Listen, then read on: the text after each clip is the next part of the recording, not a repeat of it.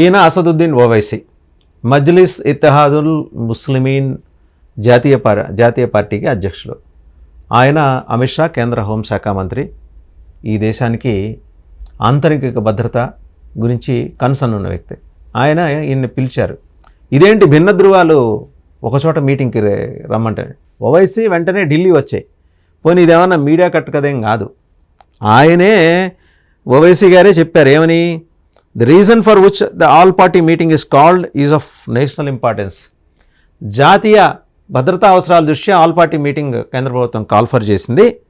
The home minister just called me and asked me where I'm. Amit Shah గారు ఈయనకు phone చేసి home minister గారు ఎక్కడున్నారు ఓవైసీ గారు అని అడిగారట. He has asked me to come, మీరు వచ్చేయండి ఎంబడే ఢిల్లీకి అని. I will book the earliest ticket in reach for the all party meeting in Delhi. ఇది కదండి కావాల్సింది. నేను వెళ్తున్నాను ఆల్ పార్టీ మీటింగ్కి. ఓవైసీ గారు మీకు 2 తెలుగు రాష్ట్రాల ప్రజలు కూడా రుణపడి ఉంటారు. లేనిపోని నిందలు మేము ఎదుర్కొంటున్నాం, మా సమాజం ఎదుర్కొంటుందని మీరు అంటున్నారు కదా, ఆ నిందలేం వద్దు. హోమ్ మినిస్టర్ పిలిచాడు ఆల్ పార్టీ మీటింగ్, మీరు వెళ్తున్నారు, మాట్లాడండి. మనం ఎదుర్కొంటున్న ఇబ్బంది ఏంటో చెప్పండి. ఉగ్రవాదుల కారణంగా మన పాకెట్స్లో ప్రత్యేకించి మీకు మీ పార్లమెంటరీ నియోజకవర్గ పరిధిలో ఎంతమంది టెర్రరిస్టులు దాక్కున్నారో చెప్పండి.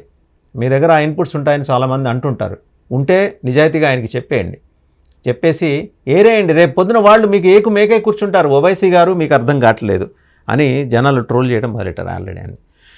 Good thing on the part of Owaisi గారు ఏంటంటే మనం ఆయన్ని అభినందించాలి అండ్ ఈయన్ని కూడా అభినందించాలి. ఆల్ పార్టీ మీటింగ్కి కేవలం ఒకే ఎంపీ ఉన్నాడు కదా అని చెప్పి పిలవకుండా, ఇగ్నోర్ చేయకుండా, is the stake holder of the democratic country అని చెప్పి గుర్తించి ఆ మర్యాద మన్నన పాటించి ఈయన్ని పిలవటం అనేది ఒక సుహృద్భావ వాతావరణానికి సంకేతం. జాతికి కష్టం వచ్చింది, జాతికి విపత్తు వచ్చింది.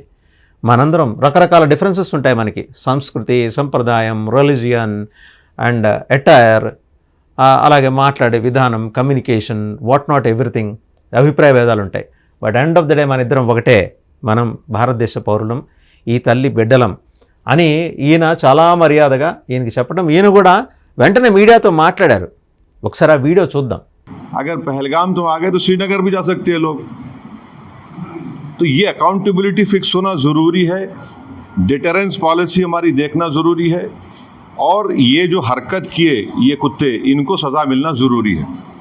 और असल इनसे ऊपर जो शयातीन बैठे हुए हैं, जो हमेशा नहीं चाहते कि ना भारत में ना कश्मीर में अमन रहे, इनको जड़ पेड़ से इनको सबक सिखाने की ज़रूरत है. సో వీడియో చూసాం కదా ఆయన ఏం మాట్లాడారనేది.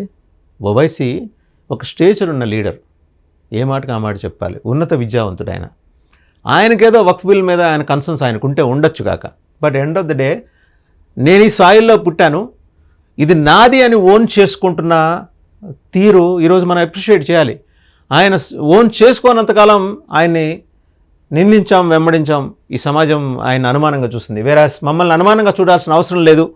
మేం ఈ దేశ రక్షణకి కట్టుబడి ఉన్నాం, ఈ దేశంలో మేము అంతర్భాగం, మేము ఇక్కడ పుట్టాం, ఈ నేల మీద పుట్టాం, ఇక్కడ పెరుగుతున్నాం, ఇలా మనం ముందుకెళ్తున్నాం. కాబట్టి జాతికి విపత్తు వచ్చినప్పుడు ఖచ్చితంగా నేను నిలబడి తీరుతాను అని.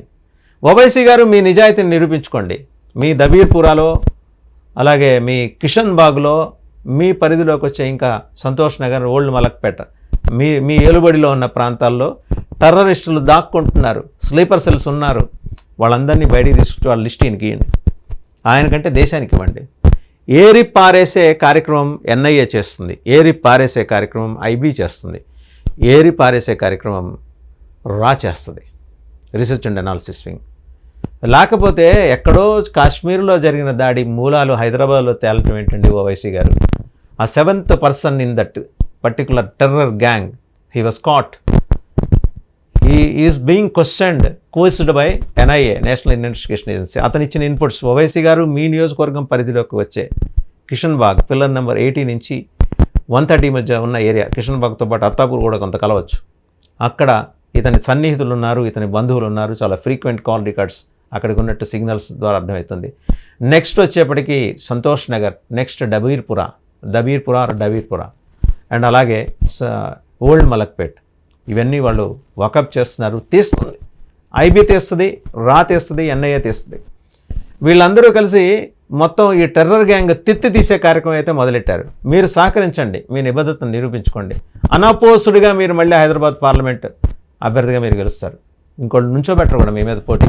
మీరు ఇదే కనుక నిజాయితీగా మీరు చేస్తే. ఉగ్రవాద మూకల్ని ఎంకరేజ్ చేస్తారు అనే ఒక నిందని మీకు మోయాల్సిన అవసరం లేదు. You are honourable member of parliament Owaisi గారు, గౌరవనీయమైన పార్లమెంట్ సభ్యులు. మీరు ఏదో ఉద్రేకాలు రెచ్చగొట్టడానికి ఆ మైకుల ముందు మాట్లాడతారు, కానీ అదర్వైజ్ మీరు చాలా సాఫ్ట్ స్పోకెన్ అని మిమ్మల్ని బాగా తెలిసిన వాళ్ళు అంటారు. మీకు కూడా తెలుగు వచ్చి మాట్లాడరు అంతే. మీకు అన్నీ అర్థమైతే మీరు కూడా వాకప్ చేసుకోవచ్చు. మీరు జనాల కోసం, మైనారిటీ ముస్లిమ్స్ కోసం మీరు పోరాడుతున్నారు.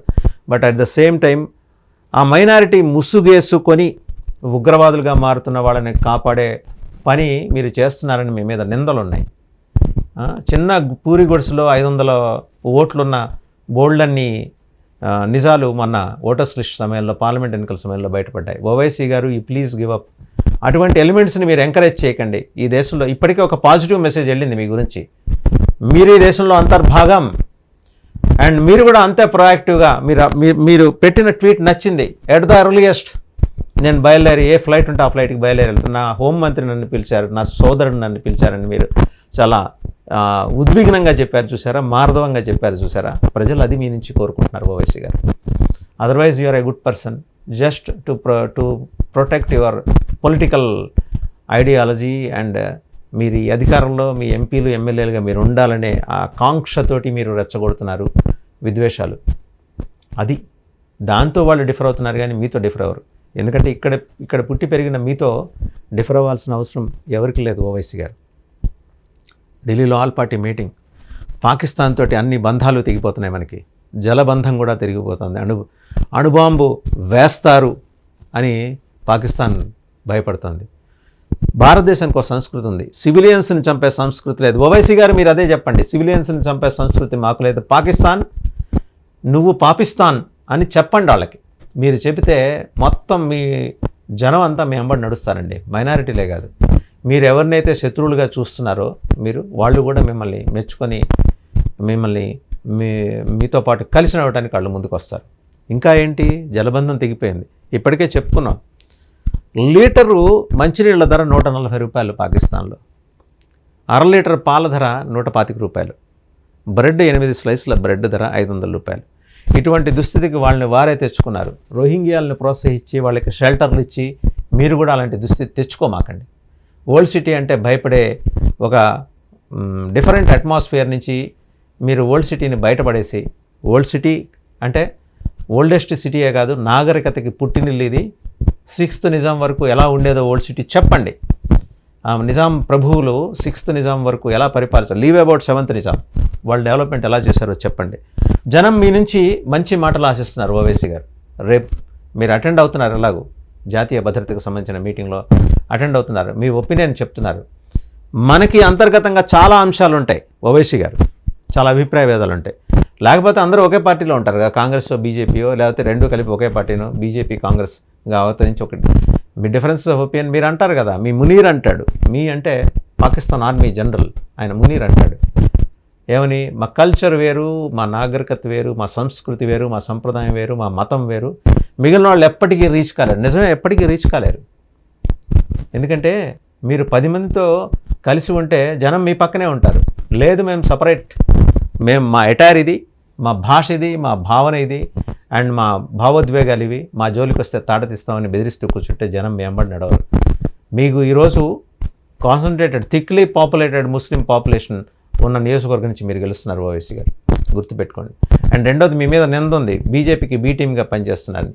కాదని చెప్పండి, మేము జనానికి బీ టీమ్ అని చెప్పండి. మీరు జనానికి బీ టీమ్ అని చెప్తే జనం మళ్ళీ మీకు జేజేలు పలుకుతారు ఓవైసీ గారు. ఎనీహౌ, ఆయన వెంటనే ఢిల్లీ వచ్చేయండి అని ఆయన పిలిచారు పెద్ద ఆయన.